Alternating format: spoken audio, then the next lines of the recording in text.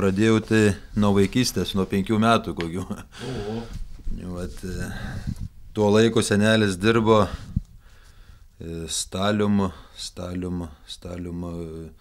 žuvininkystėj, ten ir laivus darydavo, ir aš ten prisitrindavau. Man medis jau patiko jau nuo vaikystės, sakau, nuo 5, kiek atsimenu, nuo 5 metų. Tai tuo laiku tai jau senelis duodavo man, tais laikais būdavo padarytos iš skustuvo brituvų peiliai. Tai duodavo jau drožinėti man. Va, tai. Ta drožyba, galiu pasakyti, užvedė kaip kurtuvėnuose tas svirnas sudegė. Tai, vat, ir mano toks rimtesnis darbas buvau 14 berods metų.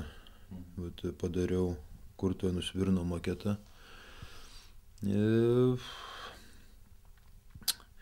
Man tai patiko labai toks kruopštumas, nu, vėliau, kaip minėjau, mokykloje, vat, ten pradėjau nuo kaukių drožimo.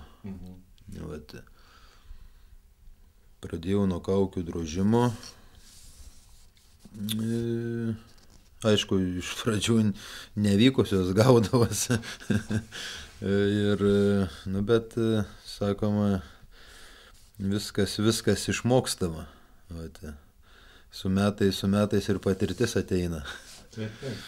Šiaip yra ir užsienio darbų, Anglijoje, Švedijoje.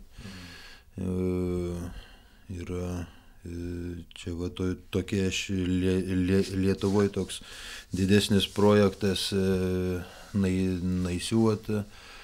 Naisiuose vyko, vat, o taip daugiausiai namuose, vat, skaptuoju, pleneruose, kur pakviečia, dalyvauju. Aišku, reikia prieš kiekvieną darbą daugiau galvosenos yra negu, kaip aš sakau, negu darbo, kol sugalvoji kaip, tai, o padaryti tai yra ten, šiaip aš tai daugiau galvoju negu dirbu.